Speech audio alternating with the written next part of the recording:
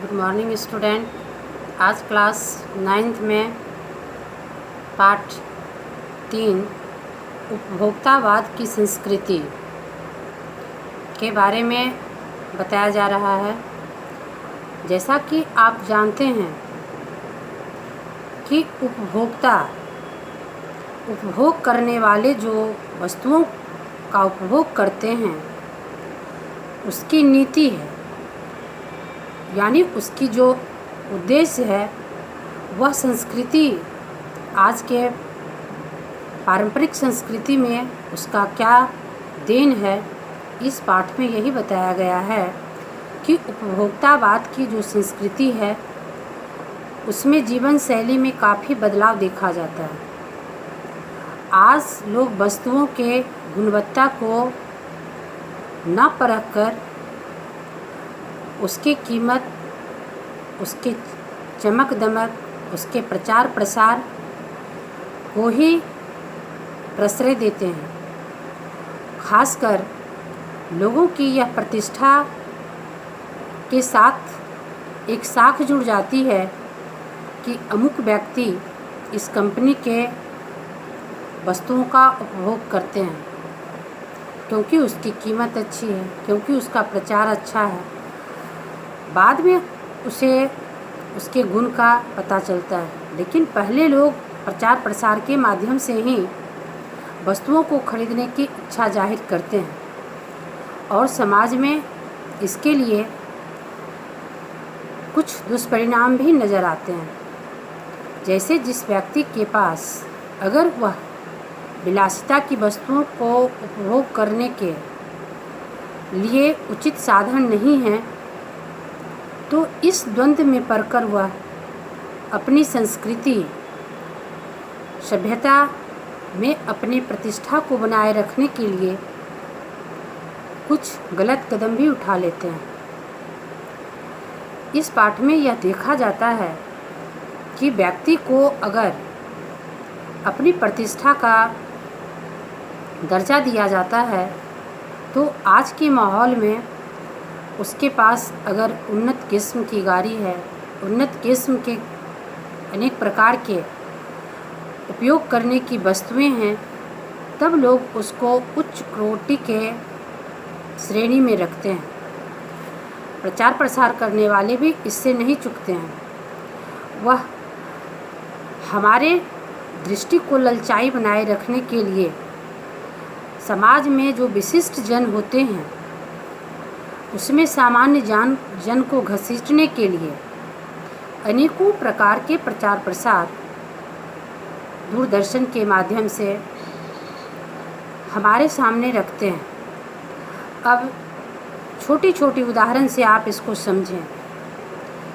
जैसे मोती जैसे दांत चमकाने वाले सुरक्षित गुणों से भरपूर पेस्ट, वैसे लोग तो अपने जीवन में हर कोई अच्छे वस्तुओं का उपयोग करना चाहते हैं, लेकिन विज्ञापन के माध्यम से यह एक मुख्य बिंदु बन जाते हैं कि हो न हो हम उसी वस्तुओं की खरीदारी करें। यह एक भ्रम है। ऐसी बात नहीं है कि गुणवत्ता सिर्फ चमक दमक में ही होती है। लोग आज के जीवन शैली में विज्ञापन के गिफ्ट में आ जाते हैं। अपनी संस्कृति को नियंत्रक शक्तियों के द्वारा छीन हो जाने में वह दिग्भ्रमित हो जाते हैं। यह दिग्भ्रमित हो जाते हैं कि आज मेरे पास पैसे नहीं हैं उस लायक, तब मैं कम दाम की वस्तुओं को खरीदकर अपना उपयोग में ला रहा हूँ। उस समय उसकी जो मनोदशा होती है वह हीनता को प्रदर्शित करती है। वह विशिष्ट जन के सामने अपने को हीन भाव से ग्रसित पाते हैं। हमारा समाज अन्य तरह से निर्देशित होता जा रहा है। विज्ञापन के सूक्ष्म प्रचार प्रसार हमारी जो मानसिकता है उसको बदल रही है। उसमें सम्मोहन की शक्ति होती है। विज्ञापन में बहुत बड़े सम्मोहन की शक्ति होती है। वो हमारे दिलो दिमाग को अपनी तरफ खींचती है। अंततः इस संस्कृति के फैलाव का परिणाम क्या होगा, आने वाली पीढ़ी पर इसका क्या असर होगा, यह एक गंभीर चिंता का विषय है। हमारे सीमित साधनों का घोर अपव्यय हो रहा है। जीवन की गुणवत्ता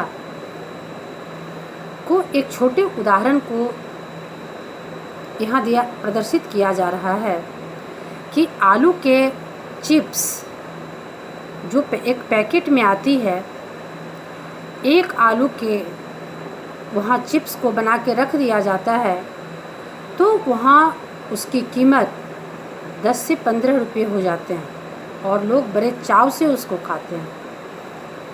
तो कहने का मतलब यह है कि यह बहु विज्ञापित पदार्थ जो हैं, जैसे शीतल पदार्थ में अनेकों पदार्थ देखे जाते हैं जिसकी गुणवत्ता अगर देखी जाए तो जितना हम नींबू और चीनी पी कर के अपने शरीर में उसकी गुणवत्ता को हासिल कर सकते हैं, उतने हम उस शीतल पेय पदार्थ को पीकर हासिल नहीं करते हैं। लेकिन आज समाज के सामने अगर हम उसी तरह के जल को रखते हैं तो लोग हमारी वहाँ औकात को आंकते हैं कि इनके पास कोई शीतल पेय देने के लिए पैसे खर्च करना नहीं चाहते हैं, या तो फिर इनके पास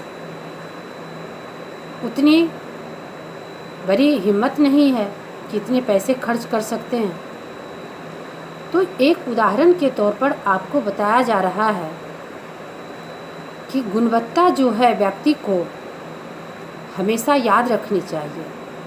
हम इस भाग दौड़ की ज़िंदगी में, इस विज्ञापन के प्रचार प्रसार में अगर अपनी बुद्धिमानी, अपनी मानसिकता को बरकरार नहीं रखेंगे तो हो न हो हम विशिष्ट जन के साथ सामान्य जन पिसते चले जाएंगे और हमारी आने वाली पीढ़ी पर इसका गंभीर प्रभाव दिखेगा।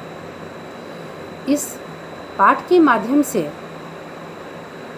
लेखक ने जो आपको यह सीख दिया है कि हमारी संस्कृति की जो अस्मिता है उसका ह्रास हो रहा है, हमारे लक्ष्य भ्रम से पीड़ित हो रहे हैं, विकास के विराट उद्देश्य के पीछे हम झूठी तुष्टि के तत्कालिक लक्ष्यों का पीछा कर रहे हैं। अब इससे हमारी मर्यादाएं अभी ना तो कभी जरूर टूटेगी, मानदंड ढीले पड़ जाएंगे। इसको बनाए रखने के लिए हम कब तक पीछा कर सकते हैं?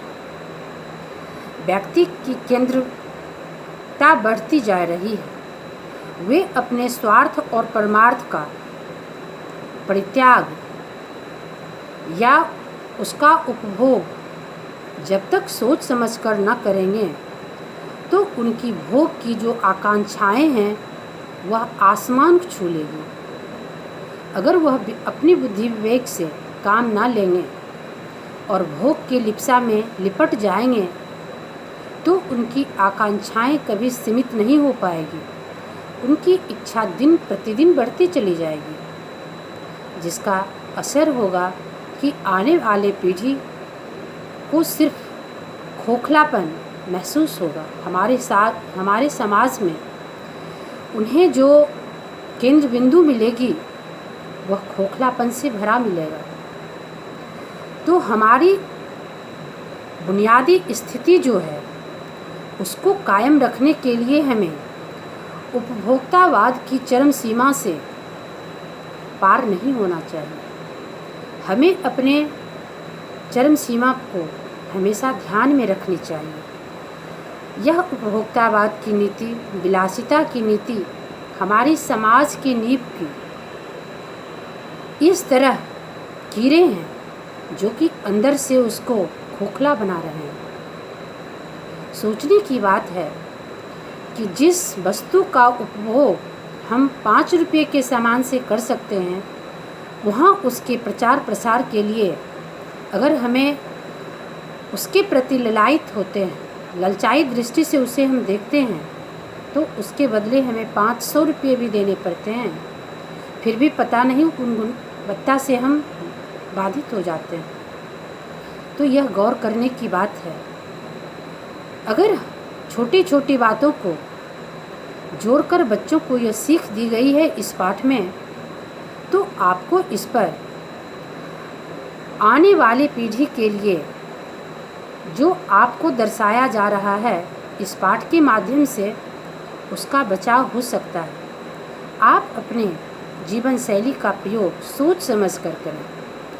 यह जिंदगी जीने के लिए जीवन शैली का प्रयोग करना अति आवश्यक है। जीते तो सभी हैं, लेकिन जो परिस्थिति को समझ कर जीते हैं उनकी जीवन जो है कामयाबी को हासिल करती है। धन्यवाद।